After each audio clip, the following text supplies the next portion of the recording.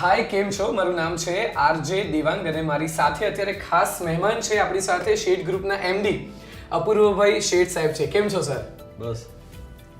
આજે આપણે છે ને પ્રોપર્ટી પેરેન્ટિંગ આના વિશે આપણે સાહેબ સાથે વાત કરવાના છીએ. તમારી જે મને પણ પહેલી વાર મેં આ સાંભળ્યું ને કે પ્રોપર્ટી પેરેન્ટિંગ આ શું છે, તો આજે એના વિશે આપણે વાત કરીશું. રિયલ્ટી ગેટવે પ્રોપર્ટી પેરેન્ટિંગ જેની શરૂઆત અપૂર્વભાઈએ કરી છે. અપૂર્વભાઈ, આમ જોવા જાવ ને તો 90% લોકો લાઈફમાં એક જ વાર પ્રોપર્ટી ખરીદતા હોય. હવે એમાં એટલા બધા પ્રોબ્લેમ આવે, એટલું બધું કન્ફ્યુઝન હોય, તો મને કહેશો કે તમને આ પ્રોપર્ટી પેરેન્ટિંગનો વિચાર કઈ રીતે આવ્યો? હું 32 વર્ષથી આ ફિલ્ડમાં હતો અને લગભગ 3800 ગ્રાહકો સાથે કામ કર્યું અને મધ્યમ વર્ગ માટે જ કામ કરેલું આખી લાઈફ. એટલે જે લોકો પોતાનો નોકરી ધંધો ધરાવતા હોય, નાનો બિઝનેસ હોય કે નોકરી કરતા, એને પ્રોપર્ટી લેવી ને 4 થી 6 મહિનાની હેડેક છે અને ઘણા બધા પ્રશ્નો આવે છે. અને મોટાભાગના જે બ્રોકર હાઉસ કે બ્રોકરો છે ને, એ ખાલી એને ખરીદવા સુધી મદદ કરી દે. એ પછીની જે આખી પ્રોસેસ છે એની અંદર કોઈ હાથ પકડતું નથી. તો હવે અમદાવાદ જેવા શહેર, હું ભાવનગરથી શિફ્ટ થયો તો એમ થયું કે ભાઈ હું મારું જે નો હાવ છે એ આપી શકું. અને બ્રોકરેજથી કંઈક જુદું શું છે તો કે it's like a parenting. Right. કે ભાઈ નાના માણસને એટલે મધ્યમ વર્ગના માણસને સંપૂર્ણપણે બધી જ સેવા મળે અને શાંતિથી એના પોતાના ઘર, મકાન કે દુકાન એટલે ઓફિસ કે દુકાન સુધી પહોંચે.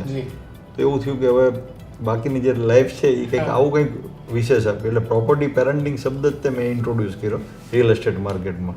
પેરેન્ટિંગ છે ને સાહેબ, એમ પણ અઘરું છે. મને લાગે છે કે તમારું આ પ્રોપર્ટી પેરેન્ટિંગ અને પેરેન્ટિંગ બંને ક્યાંક જોડાય છે. તો હવે અમને સમજાવશો કે એક્ઝેક્ટલી આ પ્રોપર્ટી પેરેન્ટિંગ શું છે?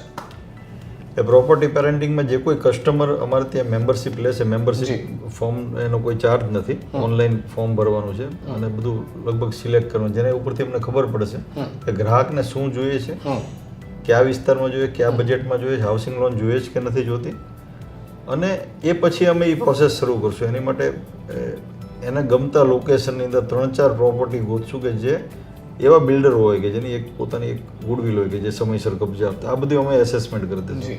બધા એના વતી અમે નેગોશિએશન પણ કરશું અને એને એમ કહેશું કે હવે તું બુકિંગ કરાવડાવ. હવે બુકિંગ કરાવડાવશે ત્યારબાદની આખી જે પ્રોસેસ છે કે એને હાઉસિંગ લોન લેવી તો એને સેલ એગ્રીમેન્ટ કરવો પડે, તો અમે એમાં પણ મદદ કરી દઈશું. પછી તો કે જેમ જેમ તબક્કાવાર પ્રોજેક્ટ ચાલુ આગળ વધતો જાય તો હવે એને કાં જોવા આવવાનું, એની બદલે અમે અમારી ટીમ જોઈ અને એને માહિતી મોકલશે પ્રોજેક્ટ ક્યાં સુધી પહોંચ્યો. હાઉસિંગ લોનમાં પણ ડિસ્બર્સમેન્ટની જે પ્રોસેસ છે દરેક તબક્કા એ પણ અમે કરાવી દઈશું. એટલે એને એ પણ સમય નહીં બગાડવો પડે. દસ્તાવેજ વખતે અમે ઇન્વોલ્વ થશું કે જેથી દસ્તાવેજ એનો સમયસર થઈ જાય અને એને કબજો મળે. અને કબજો મળ્યા પછી gas connection, electric connection, even ગ્રામ પંચાયત, કોર્પોરેટ, આ બધી જગ્યાએ એન્ટ્રીઓ પડે એ પણ અમે કરી દેવાના છે. અને રહેવા આવશો ત્યાર પછી ટેકનિકલ પ્રોબ્લેમ આવતા, પાણી આવતું હોય ને પાણી ન આવતું હોય ને ભેજ થતો હોય તો આમાં પણ અમે એ લોકોને મદદ કરશું. એટલે કે પ્રોપર્ટી ગોતવાથી શરૂ કરીને તો એ રહેવા જાય પછીથી 3 મહિના સુધી બધું જ અમે કરશું. એટલે ઇટ્સ લાઈક અ પેરેન્ટિંગ જ કહી શકાય. વાહ વાહ, A to Z. મારી પ્રોપર્ટી શોધવાની શરૂઆત થઈ અને તમે કીધું ને કે તમારા નામે ઘર એટલે નામનું ઘર, ઇલેક્ટ્રિસિટી, ગેસ બિલ, કોઈ પણ, તો ત્યાં સુધી તમે અમારી સાથે રહેશો. આ છે રિયલ્ટી ગેટવે. અને બીજું, અમારો ચાર્જ માત્ર 0.5% છે ટોટલ ચાર્જ, અને એ 3 ભાગમાં લોકોએ આપવાનો. બરાબર છે. એટલે કે માનો કે તમે 1 કરોડની મિલકત લેતા હોય તો ટોટલ 45,000 થાય. એમાંય તમારે બુકિંગ એટલે કે ડિસ્કાઉન્ટેડ જે અમે મહેનત કરીને તમને સસ્તું અપાવીએ ત્યારે માત્ર 15,000 દેવાનું. 15,000 બાનાખત વખતે અને 15,000 દસ્તાવેજ વખતે. એટલે ટોટલ ચાર્જે બીજા કરતા અડધો છે ને સર્વિસ લગભગ 3 થી 4 ગણી છે. સર્વિસ તો તમે જે પ્રમાણે સમજાવી બહુ જ. એટલે ખરેખર પેરેન્ટિંગ ટાઈપ. ખરેખર પેરેન્ટિંગ. જે ચાર્જ લઈએ છીએ એટલા પૂરતું લઈએ છીએ કે જેથી અમારો સ્ટાફનો પગાર નીકળે છે. સાહેબ, એક વસ્તુ એ પણ પૂછવા માંગીશ કે બ્રોકર પણ છે, રાઈટ, અને રિયલ્ટી ગેટવે છે, તો આપણી પાસે બંને છે, તો તમે મને એવું કહેશો કે બંનેની સેવાઓમાં શું ફેર છે? મેં કીધું એમ કે બ્રોકર ત્યાં સુધી જાય છે કે તમને પ્રોપર્ટી ગોત દે છે અને તમને ગોતી અને ત્યાં તમે બુકિંગ કરો એટલે લગભગ મોરલેસ 80-90% બ્રોકરો ત્યાં એની સર્વિસ પૂરી થઈ. ફોન નથી ઉપાડતા પછી તો એવો અનુભવ પણ છે. એટલે હું કોઈ કોમ્યુનિટી માટે પણ 80-90% લોકો આટલું જ કરે કે ભાઈ તમને બુકિંગ થઈ ગયું, મારી જવાબદારી પૂરી, મને મારી ફી આપી દો.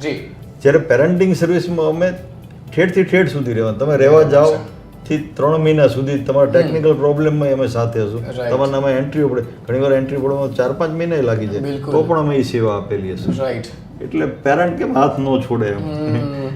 તમારો અનુભવ છે ને આમાં દેખાય છે કે એમને એક બહુ સરસ મજાનો વિચાર આવ્યો છે કે પ્રોપર્ટી ખરીદવા માટે બને એટલી મદદ શોધવાથી લઈને મકાન તમારા નામે થઈથી લઈને બધા જ પ્રકારની તમને સુવિધા આપે, સર્વિસ આપે.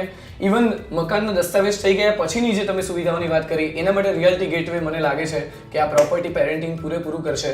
Sir thank you so much કે તમે આ સુવિધા જે છે અમારા માટે એટલે કે અમદાવાદીઓ માટે કે ગાંધીનગરમાં જે લોકો રહે છે આજુબાજુ પ્રોપર્ટી શોધી રહ્યા છે એમને આ બહુ જ કામ લાગશે રિયાલિટી ગેટવે. મતલબ તમારા માટે હું અપૂર્વભાઈને કહી રાખું છું બધા જ અમદાવાદીઓ મારો એક પ્રશ્ન છે, ઇન કેસ આપને લેવાનું થાય તો તમે આમાં લાભ લેશો? 100%. મેં કીધું કે મારા અનુભવ થોડા એવા રહ્યા છે તો ઓફકોર્સ રિયાલિટી ગેટવે સાથે હું ચોક્કસ જોડાવા માંગીશ. Thank you.